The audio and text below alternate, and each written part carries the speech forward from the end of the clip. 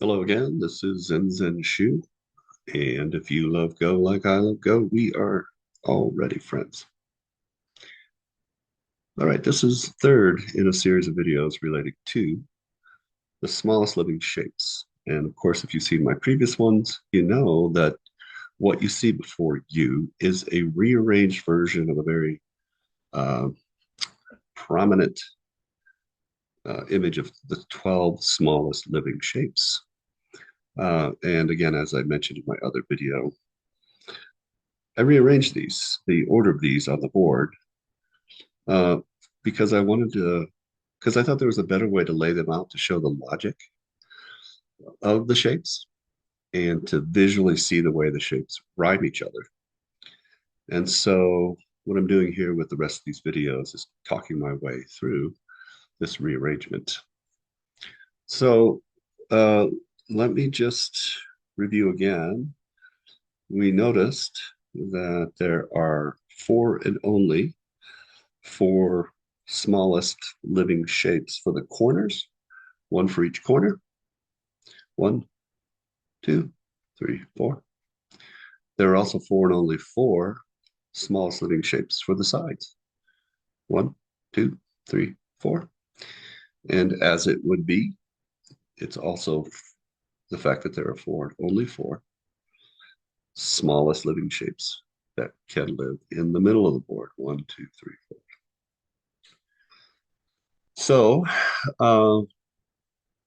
I want to continue explaining here so that with just a little bit of effort, I think you will be able to recreate all 12 of these shapes with not too much effort. In the last video, I mentioned that there are these two at the top, here and here. Let's number them, one and two. And you can see here that when they're juxtaposed with each other, that their similarities are very obvious, that they actually rhyme each other. We start with this one here, it's like an F, and this here is that same shape, only we've added two. All right, and then I also mentioned in my previous video that these two are a good place to start, kind of to knock them off at the very beginning because they are visually very simple. Everything is orthogonal. They're visually very easy to see.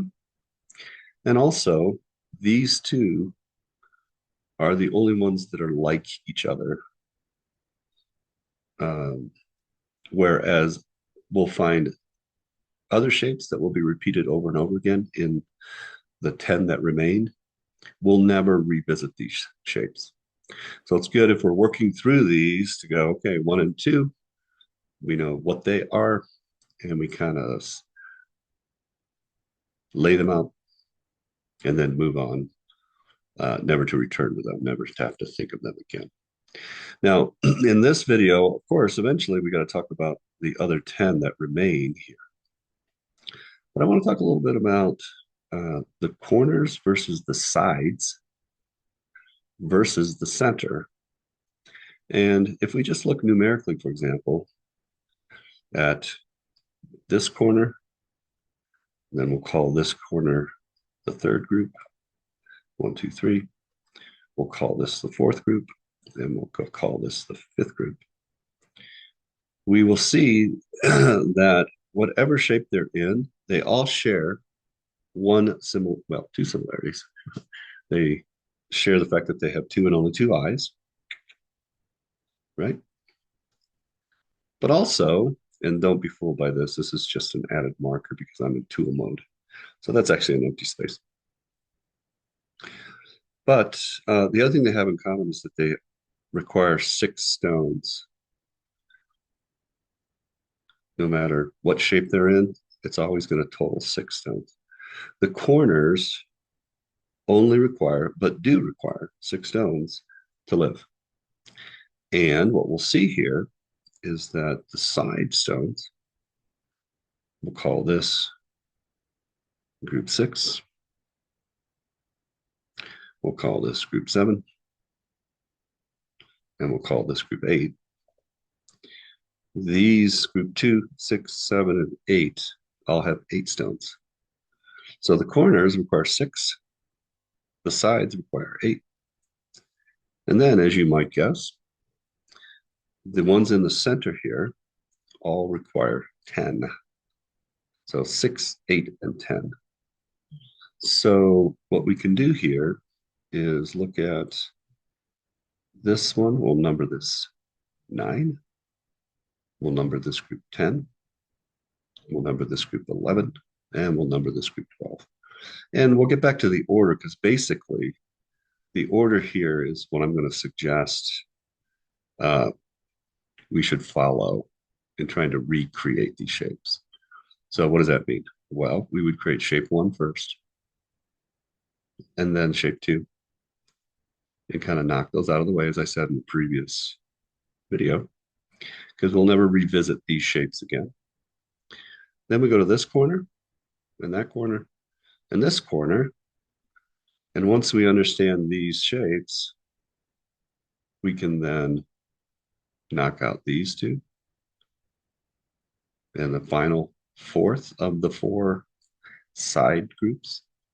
And then I'm going to suggest that we tackle the center. First this one, then that one, then this one, and then that one. And I'll explain why that's the case. But one more thing for this video. And again, I want to keep these short. So let's talk about this, right? 6 for the centers. I'm sorry, 6 for the corners. 8 stones for the sides. And 10 for the center. And this is the logic, right? This is, if you know Go, you know that the corners are the friendliest and they're the prized areas, generally speaking. And the reason for that is that the board does half of your work for you in building your shape. So what does that mean? Well, if you're in the middle of the board, you're going to have to create 4 sides. 1 side, 2 sides, 3 sides, and 4 sides. No matter what shape you have, you got to have four sides to it. You got to have, as it were, a north side, south side, a west side, and an east side. You got to build your house, and you need all 4. But when you're in the corners, the board is super friendly because it automatically creates or builds or offers you 2 walls to begin with.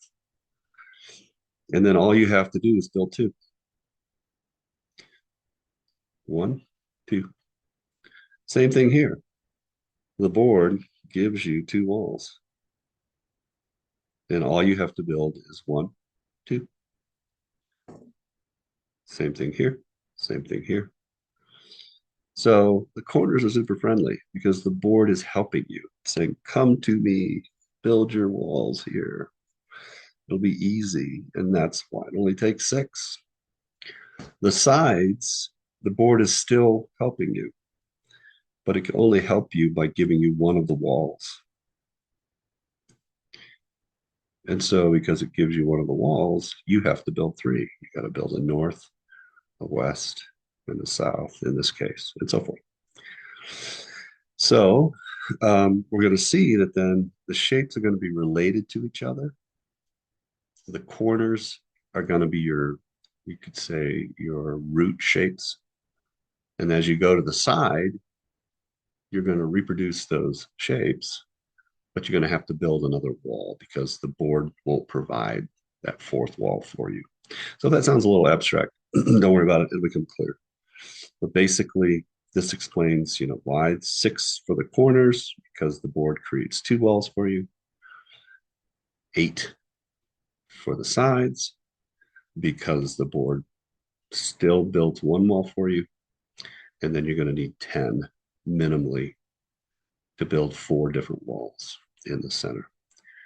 All right, we're going to cut it off at this point, keep these videos short. And then I'm going to get you now to start thinking about the rhyming and the way these shapes logically fit together in light of corner versus side versus center, and then also why the corner shapes get reproduced over and over again.